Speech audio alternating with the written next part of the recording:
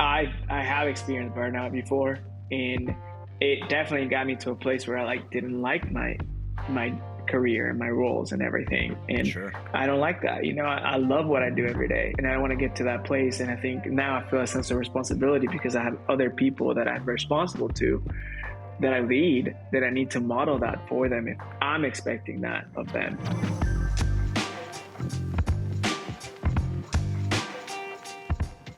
Welcome to the Creative Brief. Today I sit down with Alex Rodriguez, brand director for Bare Performance Nutrition. Now, if you don't know BPN, it's a creator-led, veteran-owned supplement company located right here in Texas. Started on YouTube, and it's seen meteoric success, estimated to make $40 million in annual sales. Pretty impressive. Alex tells the story of leaving his job at Adidas to build something that he really believes in. And in the process, how his faith and unique perspective have allowed him to build a truly remarkable team. You don't want to miss this one. I'm Brian Athey, and this is the Creative Brief. All right, so we're going. Alex Rodriguez, welcome to the Creative Brief. So glad to have you. How's it going, man?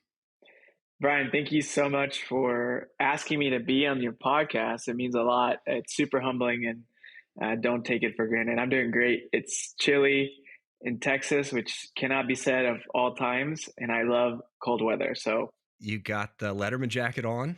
I got a Letterman jacket on. Just tell trying me to keep that's up with the kids. Tell me that's a secret project that's coming up in the next couple of months. Tell me you're testing that out so you can do some work on one of Sadly, those. no. I mean, sadly, no. But I did wear it to a photo shoot, and people were asking, "When can we get that?" Just because it has our BPN colors, and I was like, "You probably can't. We're not gonna do this." Plant the seed though. One day, maybe one day. Well, Alex, you are the brand director at BPN. Is that right?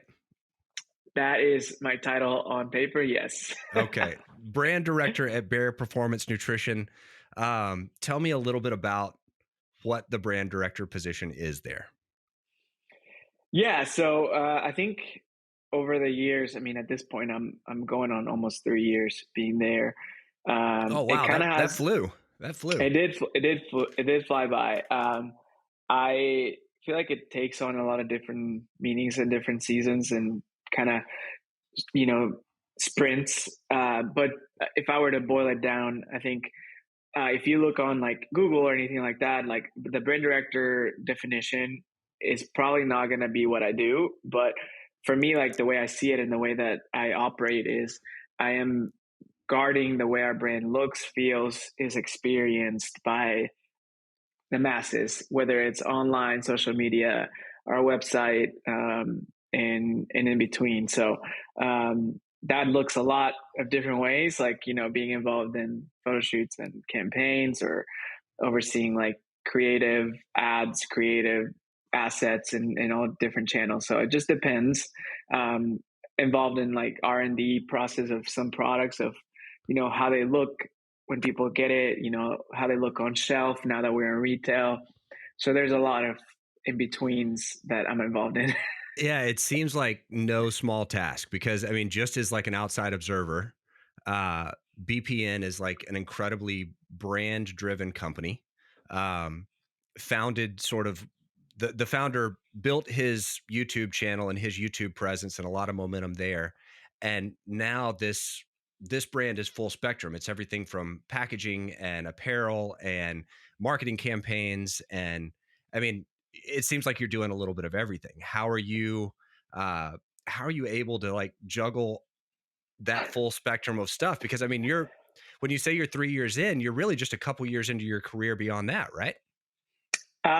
Yes and no. I mean, I always tell people my journey to get to BPN was kind of very orchestrated in a very, very meticulous, very planned way. And I am a Christian, so I believe in the sovereignty of God. And I think that everything kind of worked out how He thought it would. I worked at a church for 3.5 years on a creative team in-house. And my role there, that was my first job out of college. So I studied graphic design. So at LSU, go Tigers. At LSU, that's correct.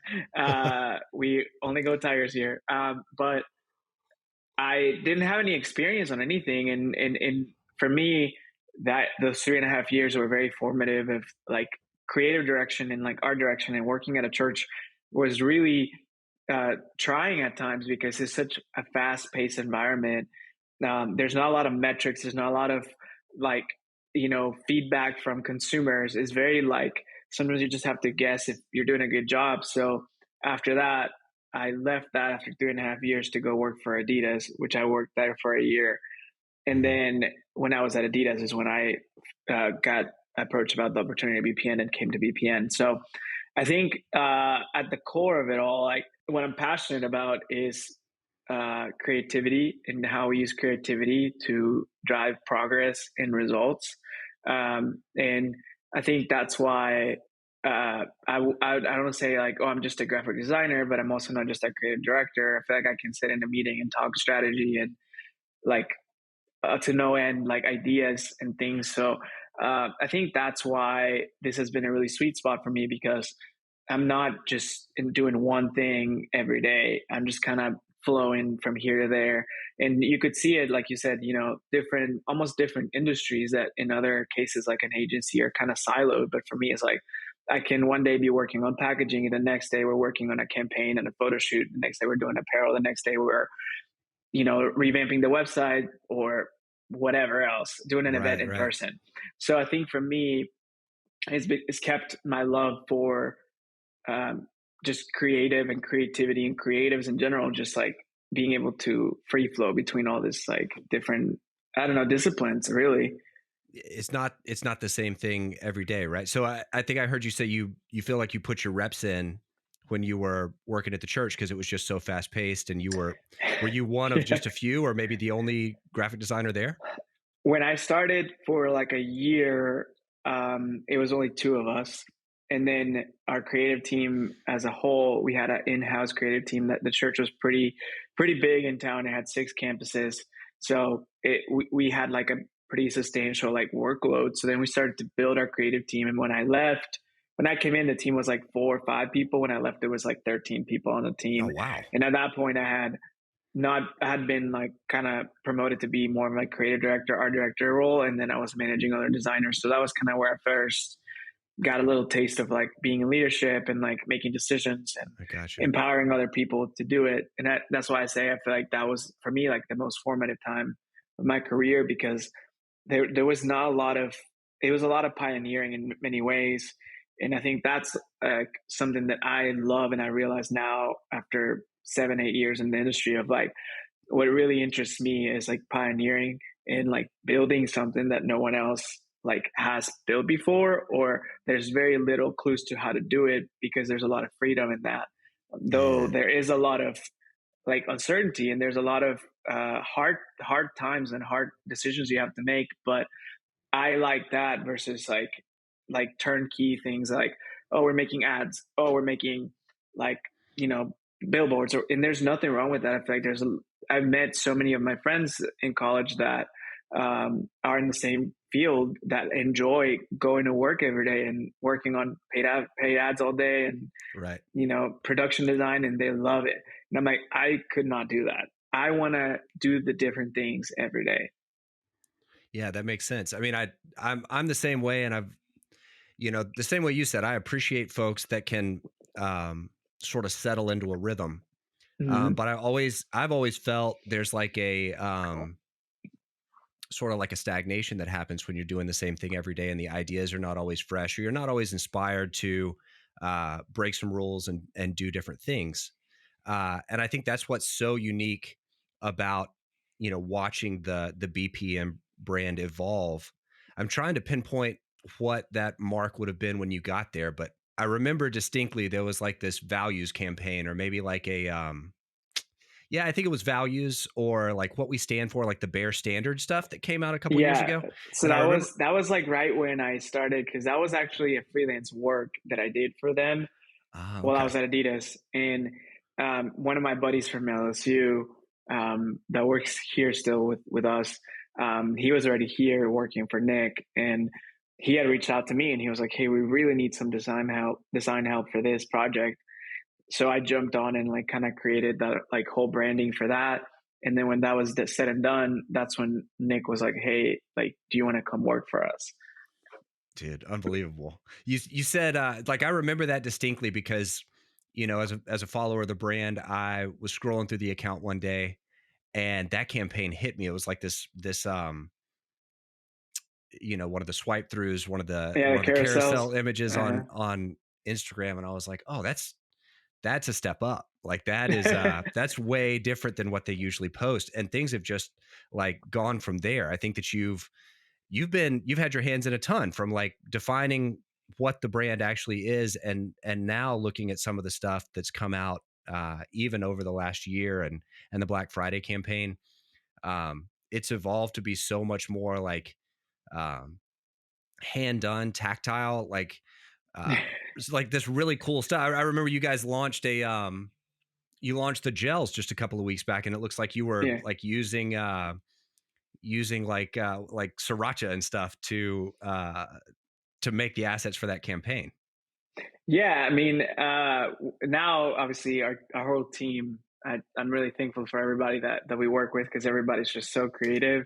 And Ethan, one of our other designers, had come up to me. And he was like, "Hey, I've seen this video online where you can like use sauce to create like this," and he showed me, and I was like, "Let's do it." And I think that's like been the strength. I think for me is like uh, following a feeling, and I never know how to explain it because I feel like when you go to school and you go to like design school, everything's very like rules and by the book and principles and things. And I think for me, like it's been really key to like keep that in the back of my head because it is important. And I think like for me, like for example, like one of the things that I'm a sucker for is layout. So Mm. anytime that there's like a clean layout for me, that's like I love that. So I try to like always like think that about that every time we do something. But I think also like not being afraid to like just take risks and let other people like bring ideas forth and like follow those because that's where the strength is. The strength is in the pack.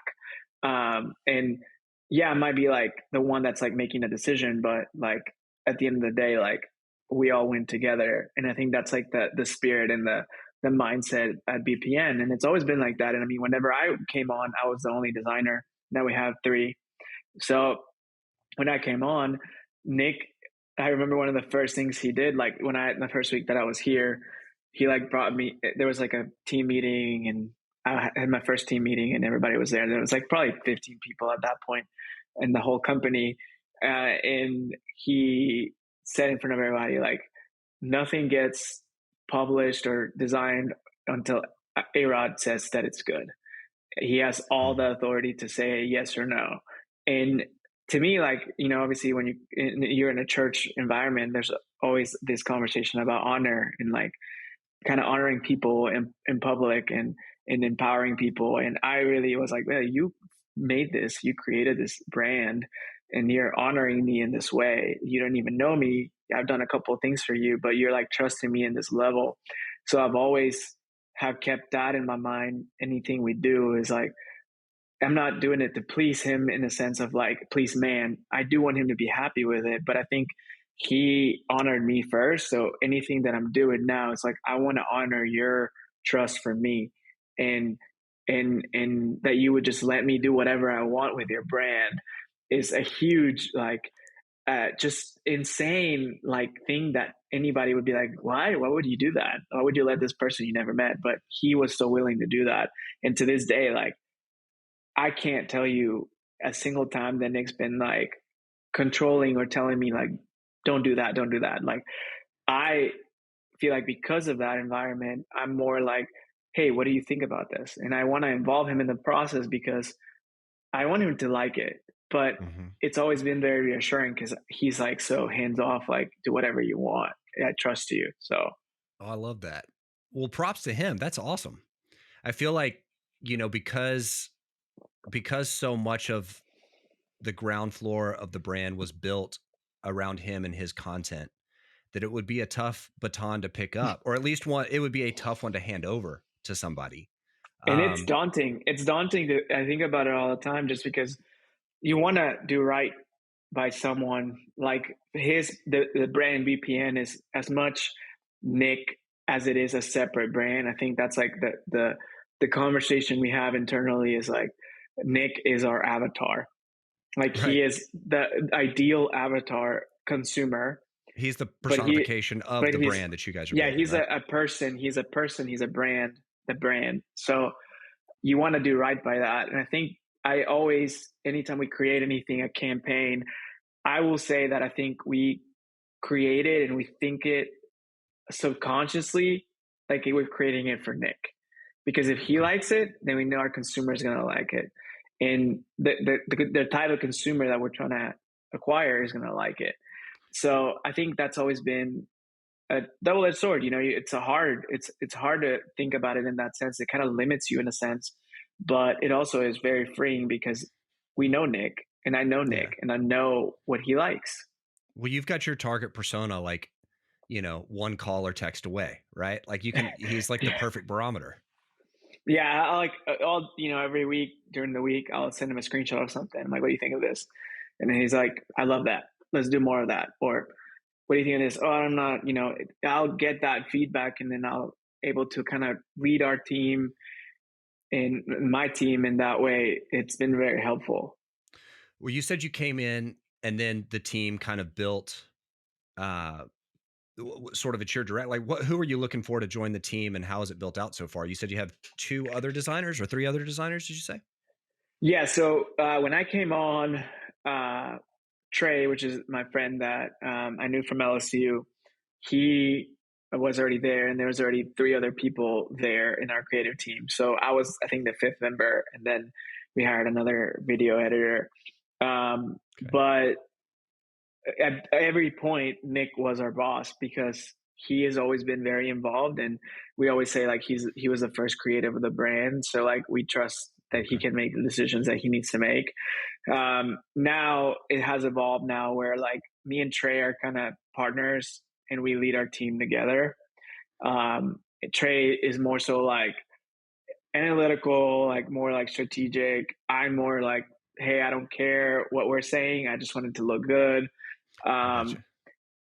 so So we kind of he's partner. strategy, you're sort of creative in production. Does that Yeah, in yeah, you could say a that, lot of ways? and he does. We do that together. I don't think there's like a hard split. I think we definitely work on it together. But we have uh, three video editors, two designers. We have two partnerships seats, and then we have two social media seats.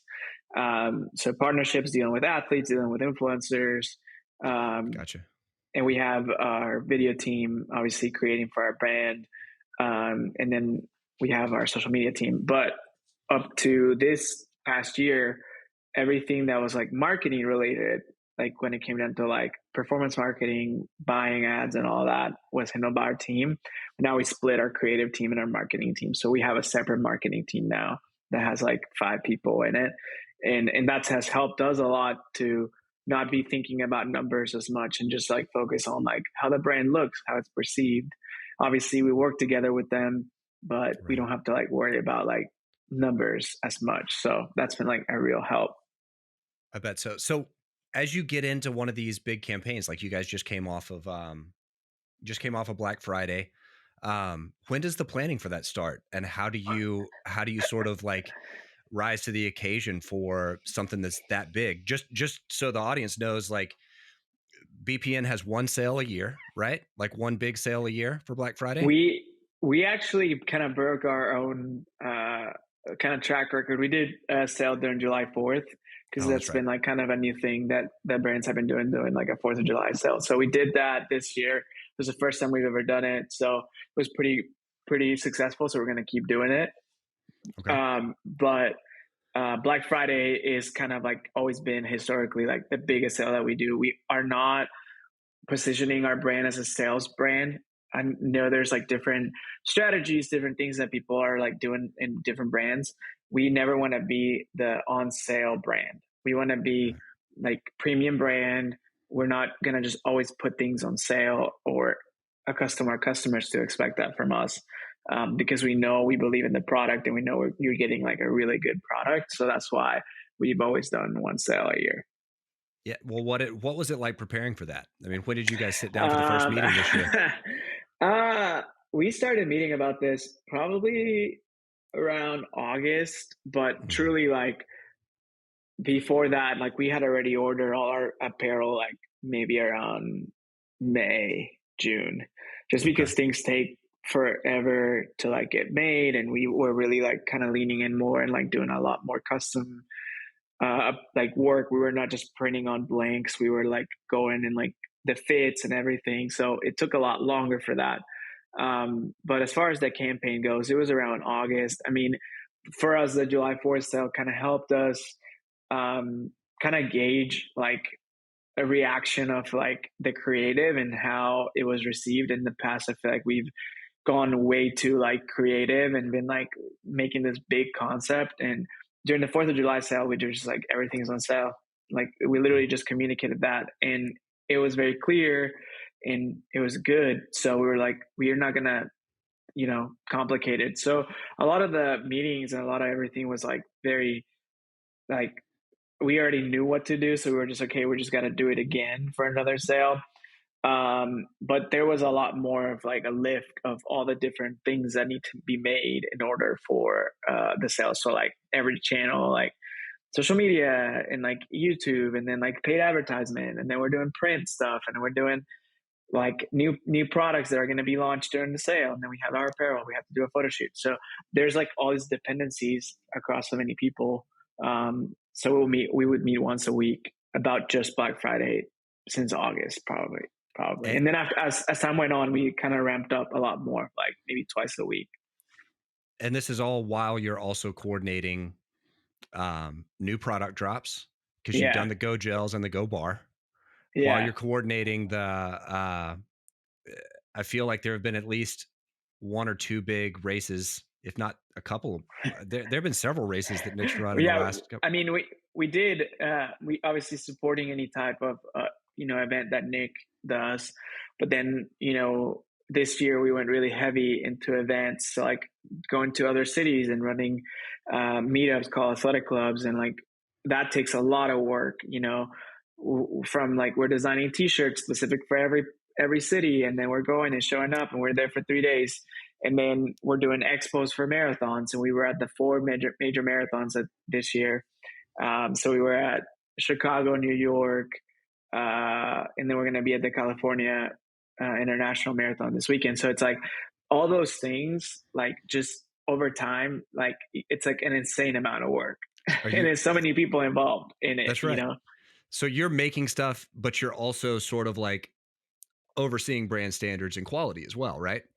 Yeah, because that's the part. It's like everybody I think is pretty like aware of my personality and like kind of my mo of like nothing goes out until I kind of see it or have a visual on it.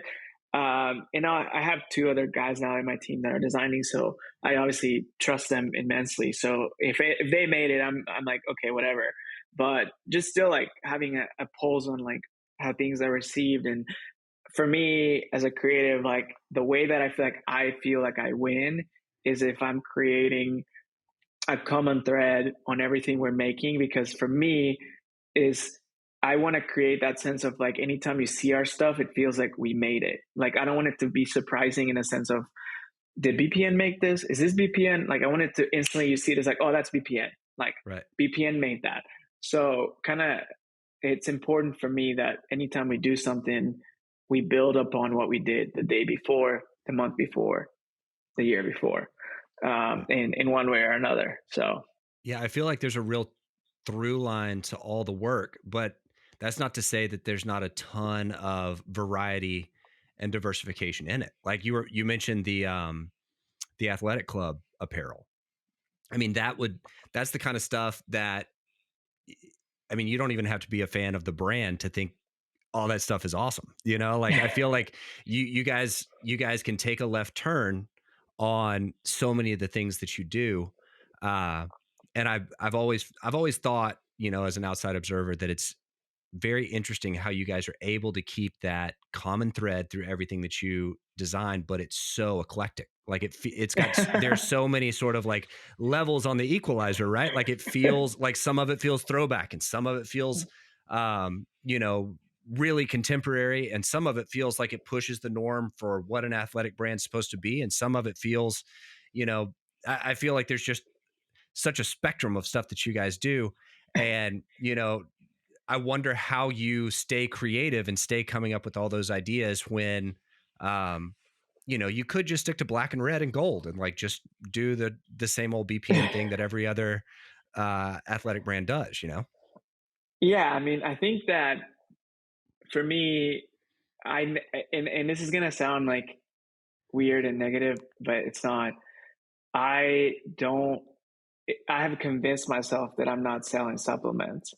Like I have convinced myself that what I'm selling is like a feeling and culture and almost this like uh thing you can root for and like just like be excited about. And I Right. think that's what keeps it like fresh for me because I'm like I'm a person that is inspired every day by different things.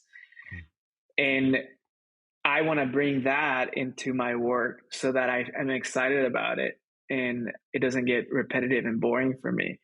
So anytime that I'm feeling something that I'm like really excited about something that I saw something that caught my eye, I think it influences the work. And what I do is then I adapt it to fit into the BPN ecosystem of like what we've made.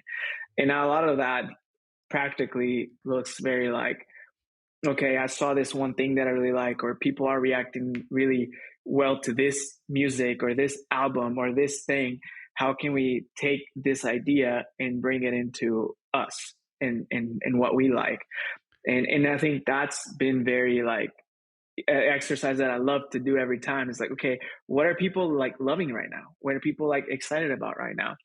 And I'm always collecting, inspiration on Instagram, on social media, screenshotting things like that. And I'm also very aware of like what makes me tick right now, like the Mhm. things that make me tick right now. How can I infuse that into BPN?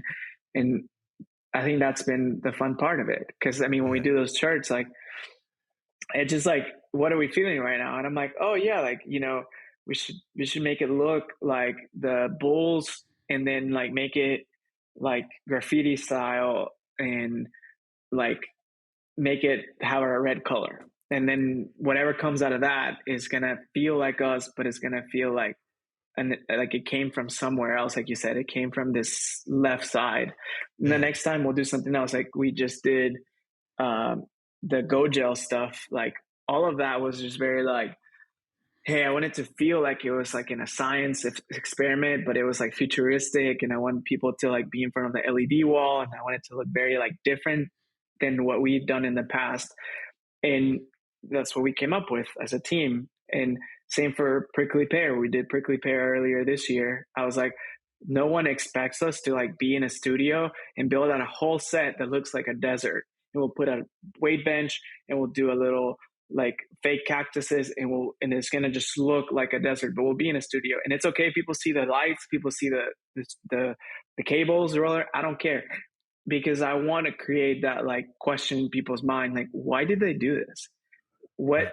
caused them to do this? Because that's what's going to pique interest, and like that's what I want. That's what I want people to feel like whenever they look at our stuff.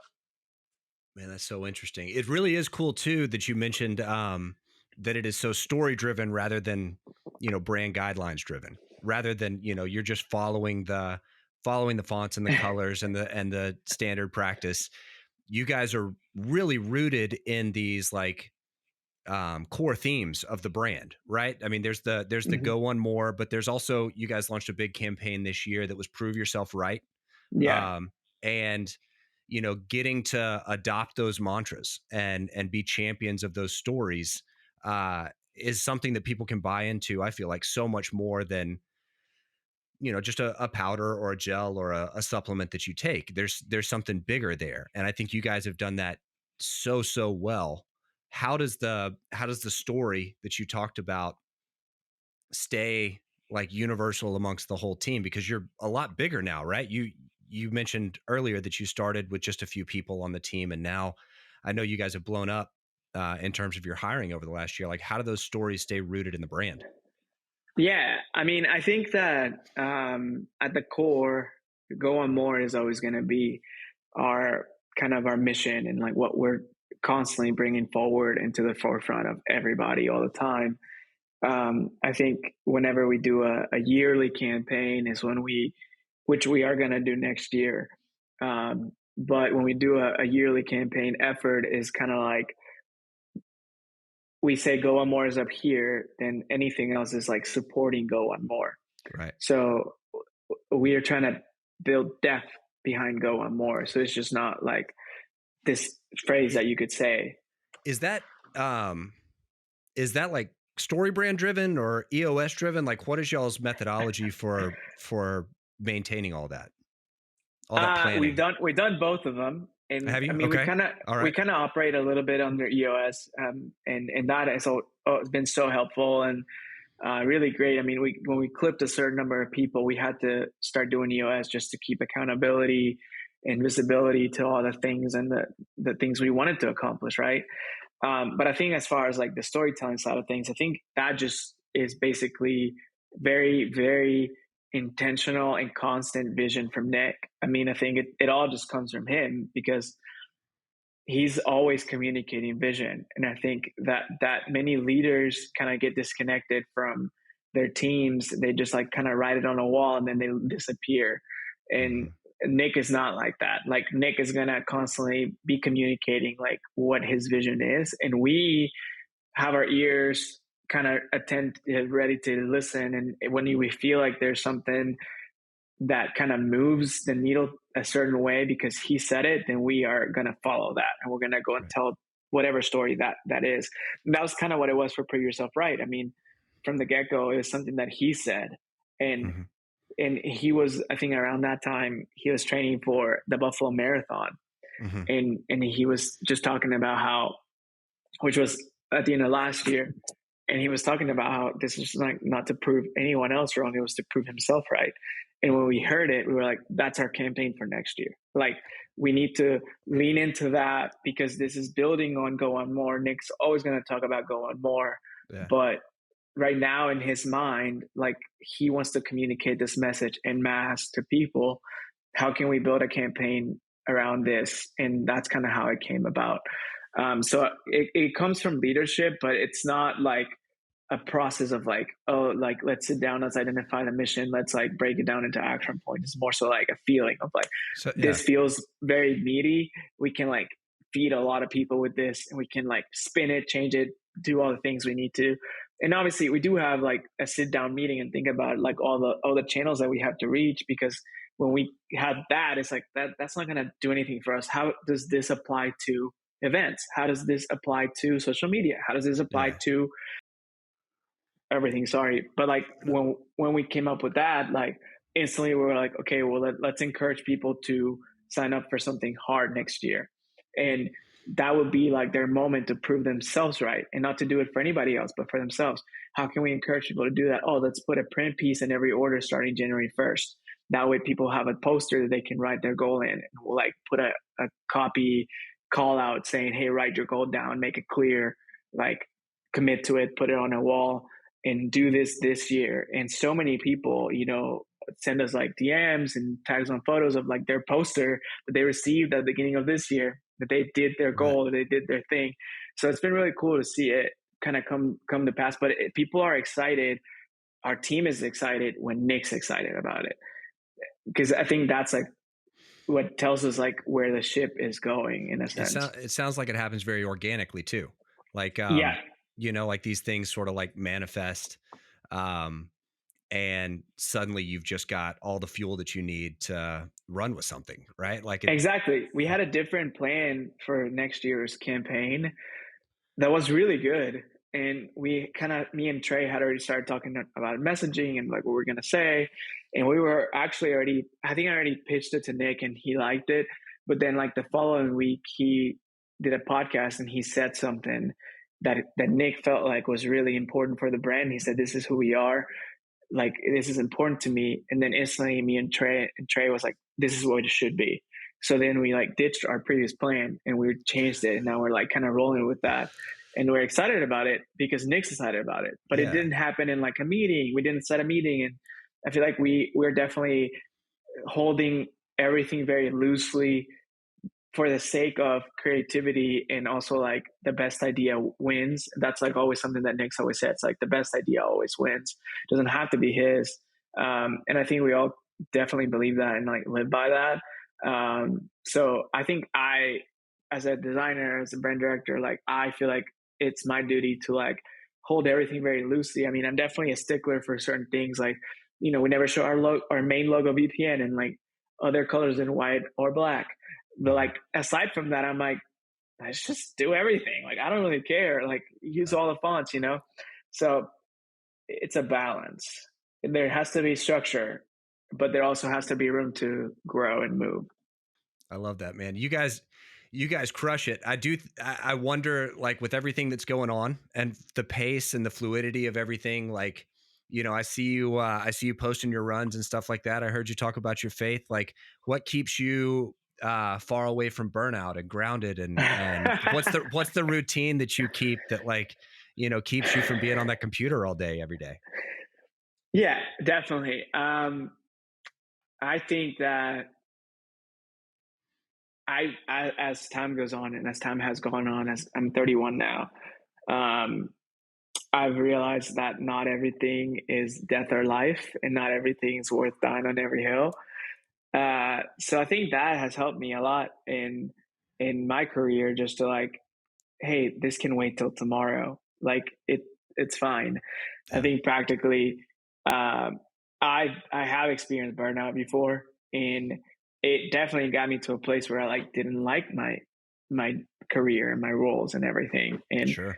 I don't like that. I love what I do every day, and I want to get to that place. And I think now I feel a sense of responsibility because I have other people that I'm responsible to, that I lead, that I need to model that for them if I'm expecting that of them. So, like you said, running has been huge for me this year. I mean, it's been the hardest thing ever, just because I'm not naturally built like a runner. I'm 6'1", like not skinny at all, and it's been really hard. But it's been very like therapeutic just to like you know go outside and like for an hour not really think about anything else but one foot in front of the other. I think it's a great metaphor of life. Like take one step, don't worry about the following next mile. I would, uh, I think one of the coolest pieces of content that I saw that went out this year was you running a marathon, and Nick, who is the CEO of the company, like taking the time to make sure that he was there with you every step of the way and making sure to like be an encourager and making sure to give you the resources to do it. I thought that was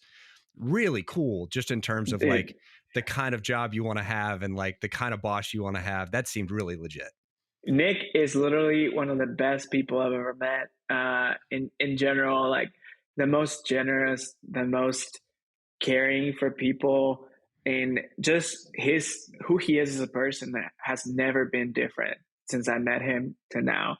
Whether he gets more success or has a kid or anything, he's the same person, the most constant. So it's been really, really refreshing. And I think for me, like in that moment too, like I started running because I was looking for something other than what I do every day. And I think that's been a key to not experience burnout. It's like, okay, I do this every day, but this is not who I am as a person. Like it's not everything about me. Like there's other things I enjoy. I enjoy playing Nintendo sometimes. I enjoy going for a walk. Of course. I enjoy going out with friends. I enjoy, reading my Bible, or like, all these other things that I enjoy doing. Like I need to be doing that when I'm not working.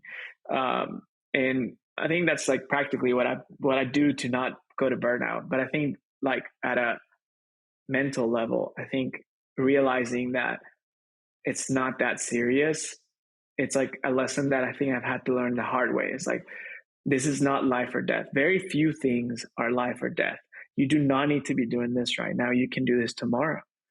Like there are like very few times where you do have to spend that extra hour at home sending something, an email, a file, whatever. But that's not the case every day. Right. That's That's a great lesson, man. And I think that that's something that I hear over and over is that like fire of creativity has to be fueled by things that are not just designing in Photoshop and in Figma every day. Like you've got to have different inputs and different outlets, um, just It to fully affects your round. work. Yeah, just to fully round out your self-expression. Because if you're really in charge of telling a story, it's not going to be something that you can just do by the book every day. You've got to take your mind out of it and let it explore other things to be able to come back fresh with a quality perspective that um, resonates with people. Because that, I I mean, feel, that's, yeah, I you know what I feel that. mean? I feel that responsibility, like, uh, to look besides myself, like, of what's happening in the world and be aware of it, because that's like essentially what, like, when you're like hyper focused on work, is what you're saying is nothing else matters. Like, this is the only thing that matters. And to me, like, there's so much happening around me, not only bad things, good things. There's so many good and also bad things happening around me. I want to show up to work and be able to react to the world so that Mhm. uh, it feels like it's real. It doesn't feel manufactured. It doesn't feel That's the right uh, word. Yeah. uh, sometimes people that are not aware of what's happening come across as like tone deaf. Like, I don't Mhm. want to show up with anything we do, anything I do, and feel like I missed it because I was not aware of what's happening in the world. And I think a lot of creatives, especially when they're young, like, I mean, again, I'm 31 now, but when I was young, I really wanted to put in my reps and I wanted to show that I could, that I could grind. But I think there comes a time where you have to realize, like, you can be just as effective if you get those 8 hours of rest and you get Yep. those, healthy rhythms of, going to work out every day or every other day and eat right, or all these things are just as important as you being able to do your work. There's value in health and there's certainly value in perspective, and a lot of young designers don't know that. A lot of young Yeah. designers are ready for the world on day one, and they're ready for that big payday on day one, and they get antsy in their career at their very first spot, and they're not willing to be humble and grind it out, put those reps in. It does. There's a tremendous amount of pressure to um, over deliver and pull the all nighter and do something fantastic every day. But as you go on in your career, you start to realize, like, I can put in a hectic day, or I can put in a quality hour, and a lot of the times those are the same thing. The results are going to be the exact same. Yeah, That's exactly. absolutely true. Well, you guys seem to have lightning in a bottle. So encouraging to know that you're there, working at BPN to bring the brand to life. So fantastic to know that Nick is empowering that and encouraging that. I think the world of what you do, and I'm just so excited to see where it goes next in the new year. Thanks, man. No, I appreciate it. I mean, we're still figuring it out. I think that that's on the outside looking in. Sometimes people think that it's just like perfect, like you have a plan and you have a whatever. I'm like, I show up every day and I look at my list of to dos and I'm like, okay, here we go. And I think Here we go. that's the beauty of it. Like, just, hey, let's go every day, one more day, kind of in our whole like go more thing. It's like, just one more, and then it'll all figure itself out, I I think. love that. So super thankful that I get to do that every day, and I'm super thankful to Nick, because he kind of opened the door for me, like, to be doing this. So it's been really great. What a jump start, man. And fingers crossed, Jaden Daniels, we've got his sights on Heisman, and then maybe future BPN athlete. Dude, I NIL opens mean, up all kinds of doors, right? I'm saying, we're still not stepping into NIL as much, but he would be one that I would be like, hey, we need to reach out. Jaden and Livy, man. That's what I want to see in the future. You guys work on that for me. All right, I'll put them down. Alex, how can everybody find you? Where can they check you out on what's your preferred platform? I'm addicted to Instagram, probably to a fault. So you can find me at AAARODD, A-Rod. 3 A's, 2 D's. Triple A Rod. We got you, man. We Yeah. got you. Thank you so much. We appreciate it. And been so gracious with your time. Excited for everybody to hear the story, and talk to you again soon. Thanks, Bear. So glad you joined me for another episode of The Creative Brief. Be sure to check back next Monday when my guest is Mark Himian, and we explore the secrets of the universe. No joke. Now, supporting this podcast is easy. All I need you to do is subscribe wherever you're listening. It helps me produce more episodes and broaden the reach of this podcast. As always, thank you for listening. I'm Brian Athey. See you next time.